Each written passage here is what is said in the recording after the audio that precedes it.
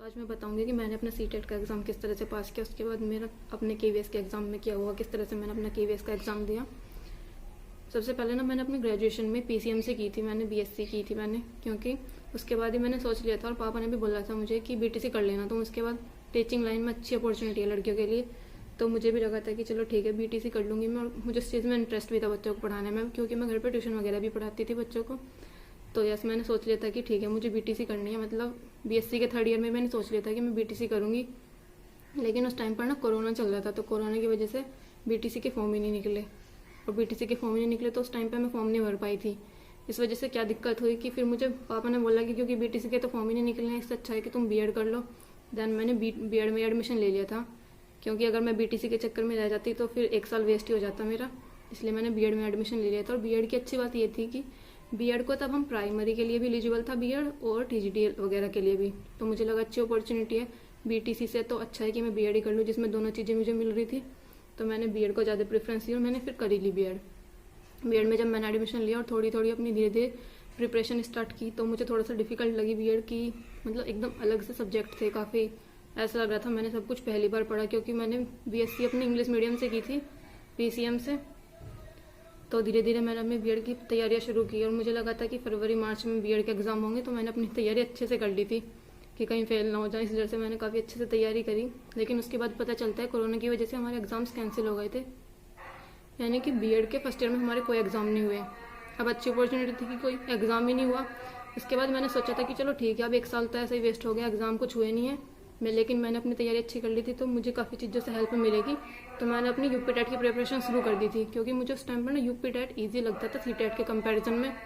और उसके बाद जैसे एग्ज़ाम नहीं होते, तो ये फरवरी मार्च के अराउंड मैंने अपनी यूपी टेट की प्रिपरेशन शुरू कर दी थी, क्योंकि फर्स्ट ईयर में तो हम दे नहीं सकते। उस टाइम पर यह भी था कि हम फर्स्ट ईयर में, मतलब बीएड का फर्स्ट ईयर जब होता है, तो हम उसमें अपने यूपी टेट या सी टेट के एग्ज़ाम नहीं दे सकते थे। या अभी रूल बना है कि हम सिर्फ बीएड में एडमिशन लेने के बाद ही इस तरह के एग्ज़ाम दे सकते हैं, सी टेट या यूपी टेट। उस टाइम पर नहीं था ये रूल।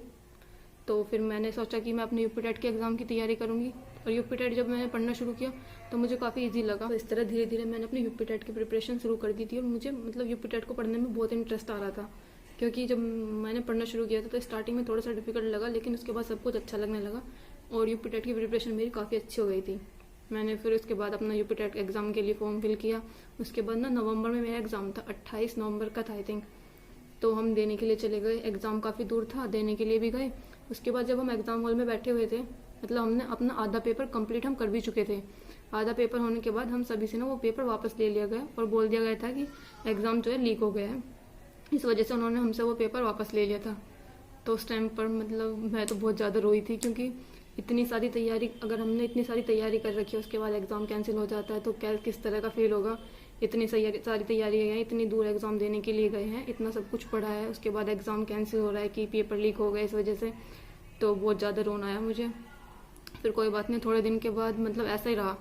फिर उसके बाद पता नहीं था कि दोबारा एग्ज़ाम होगा नहीं होगा या क्या ही होगा इसके बाद।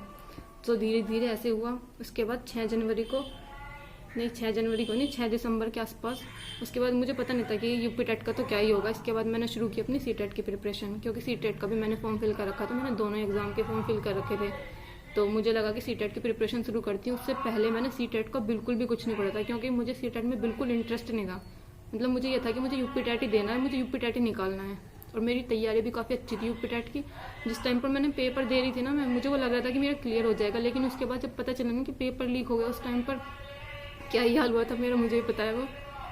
क्योंकि यूपी टेट का पेपर तो लीक हो चुका था, उसका पता भी नहीं था कि अब कब एग्ज़ाम होएगा। लेकिन उसके बाद 6 जनवरी को ना मेरा पेपर था सी टेट का। तो मैंने सोचा कि क्योंकि यूपी टेट का तो पता ही नहीं है कि होगा नहीं होगा, क्या ही होगा, इसलिए मैंने अपनी सी टेट की प्रिपरेशन शुरू की।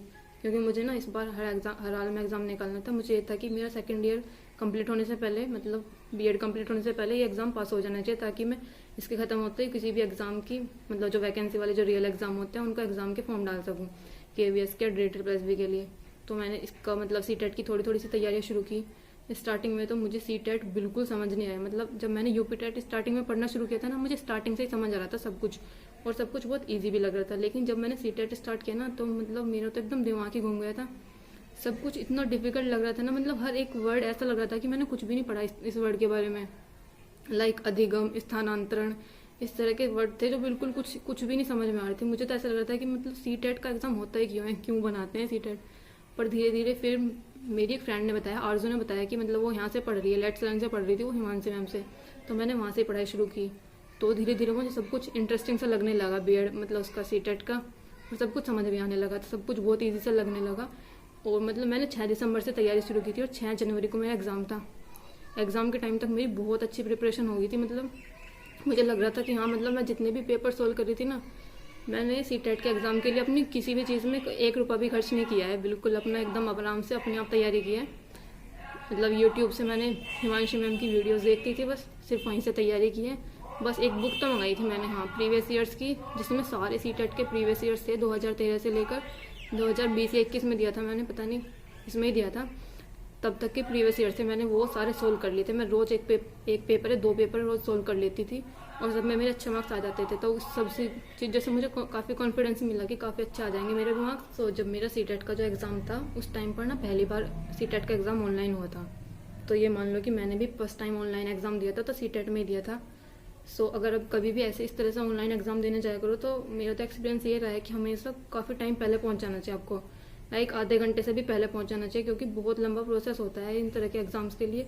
बहुत सारी चेकिंग्स होती है, मेटल डिटेक्टर से पास होना होता है, बहुत सारी चीज़ें होती हैं, तो उसमें काफ़ी टाइम लग जाता है। तो ज़रूरी है कि आप टाइम से पहले पहुंच जाओ और कुछ भी मेटल की चीज़ें मत पहन कर जाना, सभी चीज़ें निकलवा दी जाती हैं, तो बहुत दिक्कत होती है, उनसे टाइम भी वेस्ट होता है बहुत ज़्यादा।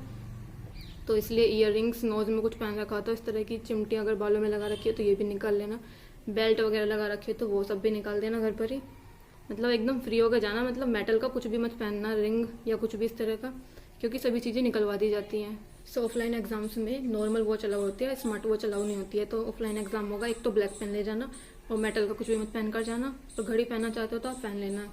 कुछ सेंटर होते हैं जो अलाउ कर देते हैं, कुछ सेंटर अलाउ नहीं करते हैं। क्योंकि शायद ऑफलाइन एग्जाम है तो आई होप कि सीटेट का एग्जाम अच्छा जाएगा, ज़्यादा डिफिकल्ट नहीं आएगा। ऑनलाइन जब एग्जाम होता है वो तो काफ़ी डिफिकल्ट आता है। इसके बाद मेरा मतलब 6 जनवरी को जो एग्ज़ाम था वो काफ़ी अच्छा हो गया था, क्योंकि मैंने एक ही पेपर का डाल रखा था, तो काफ़ी अच्छा एग्ज़ाम आया था। और CDP तो मुझे सबसे ज़्यादा इंटरेस्टिंग लगी थी, क्योंकि मैंने वहाँ से हिमांशी मैम से पढ़ी हुई थी, काफ़ी ईजी लगी थी, तो मेरे अच्छे मार्क्स आए थे काफ़ी। इसके बाद जनवरी में ही 21 जनवरी को मेरा यूपी टेट का भी एग्ज़ाम था, जो पेपर लीक हो गया था उसको रीपेपर कराया गया था उसका दोबारा से। उसके बाद मैंने अपने मतलब 6 जनवरी को पेपर होने के बाद जब उसकी डेट आ गई थी कि 21 जनवरी को हमारा यूपी टेट का भी एग्ज़ाम है, तो मैंने उसकी प्रिपरेशन शुरू कर दी थी, क्योंकि अब CTET को पढ़ने के बाद मुझे और ज़्यादा चीज़ें समझ आने लगी थी। मतलब जो यूपी टेट में थोड़ा बहुत रह गई होंगी, काफ़ी ज़्यादा चीज़ें ईजी लगने लगी थी। उसके बाद मैंने यूपी टेट का एग्ज़ाम भी हो गया, तो यूपी टेट में मैंने दोनों पेपर फिल किए थे, फर्स्ट भी और सेकंड भी। क्योंकि स्टार्टिंग में जब मैंने सोच रखा था मुझे एग्ज़ाम निकालना है, तो मैंने यूपी टेट पर ही फोकस किया था। मतलब मेनली अब मेरा टारगेट यूपी टेट ही था, CTET को तो मैंने ज़्यादा प्रेफरेंस नहीं दी थी, क्योंकि मुझे समझ ही नहीं आती थी इसकी चीज़ें, थोड़ी लैंग्वेज डिफिकल्ट थी इसकी। लेकिन उसके बाद मुझे यूपी टेट से ज़्यादा इजी CTET ही लगा। जब एग्ज़ाम दिए थे तब तो मुझे ज़्यादा कुछ पता नहीं था कि मेरे एग्ज़ाम कैसे हुए हैं, क्योंकि जब तक मेरे पास आंसर की रिजल्ट नहीं आ जाता तो मैं कभी भी श्योर नहीं होती कि मेरा एग्ज़ाम अच्छा हुआ है नहीं हुआ है। क्योंकि मतलब एग्ज़ाम देने के बाद मुझे समझ नहीं आता मेरा अच्छा हुआ है गलत हुआ है, क्योंकि उस टाइम पर तो बस जो भी क्वेश्चन आते हैं मैं करती चली जाती हूँ, ये ध्यान ही नहीं रहता कि कितना अच्छा हुआ है कितना बेकार हुआ है मेरा एग्ज़ाम। बस ये था। उसके थोड़े टाइम बाद जब आंसर की आई और मैंने अपने CTET के आंसर की चेक की और मेरे 121 मार्क्स बन रहे थे, और आई एम लाइक जस्ट कि इतने अच्छे मार्क्स, मतलब अच्छे हैं। मतलब फर्स्ट अटैम्प्ट था मेरा और मैं बीएड में ही थी, मेरी कंप्लीट भी नहीं हुई थी, मैं सेकंड ईयर में थी, मैं सेकंड ईयर में ही आ गई थी उस टाइम तक कि मेरे इतने अच्छे मार्क्स बन रहे हैं। 121 मार्क्स मैंने घर पर बताए मम्मी पापा को, मम्मी पापा भी बड़ा खुश हुए कि अच्छे मार्क्स बन रहे हैं। थोड़े टाइम बाद ही CTET की आंसर की यूपी टेट की आंसर की भी आ गई, तो उसमें मैंने चेक किया मेरे फर्स्ट पेपर में 118 बन रहे थे और सेकंड पेपर में 106, और CTET के में बन रहे थे मेरे 121 मार्क्स।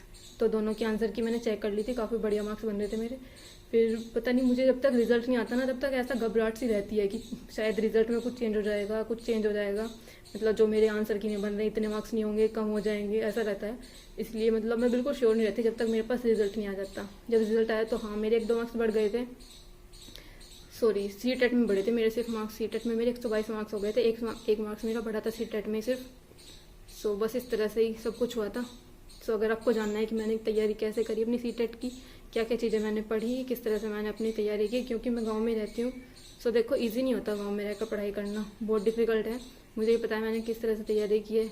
नेटवर्क की दिक्कत होती है, बिल्कुल भी मैं क्लासेस नहीं ले पाती थी कभी भी ऑनलाइन, हमेशा मुझे मतलब लाइव क्लासेस नहीं ले पाती थी, हमेशा मुझे डाउनलोड करके लेनी होती थी। क्योंकि ऑनलाइन क्लास लेना मतलब लाइव क्लास लेना एक अलग चीज़ है। यहाँ पर कुछ दिक्कत होती है तो टीचर से पूछ तो सकते हैं ना, ऑफलाइन में तो जो डाउनलोड करके रखते हैं उसमें तो कुछ नहीं पूछ सकते। तो इसलिए बस मैं तो यही बोलना चाहूँगी कि थोड़ी सी मेहनत करनी है। मान लिया कि हम गाँव में रहते हैं, लेकिन तैयारी तो हम भी कर ही रहे हैं, अच्छे से ही कर रहे हैं। सो हो जाएगा। अगर आप लोग भी गांव में रह रहे हो, इस तरह से मतलब पढ़ना चाह रहे हैं, आगे बढ़ना चाह रहे हैं और तैयारी कर रहे हैं, तो हो जाएगा, कोई दिक्कत नहीं होगी। बस थोड़ा सा आपको पेशेंस रखना है और थोड़ी अपनी पढ़ाई पर ध्यान देना है। मैंने सीटेट और अपने यूपीटेट दोनों एग्जाम पास कर लिए थे। उसके बाद मैंने दोबारा सोचा कि मुझे सीटेट का, क्योंकि मेरा सेकंड पेपर मैंने फिल नहीं किया था, सो इसलिए मुझे सेकंड पेपर भी फिल करना था इस बार। तो मैंने दूसरी बार अपना सीटेट के दोनों पेपर डाले, फर्स्ट भी और सेकंड भी। उनकी थोड़े टाइम तैयारी की, 10 या 15 दिन तैयारी की, उसके बाद अपना एग्जाम दे दिया था।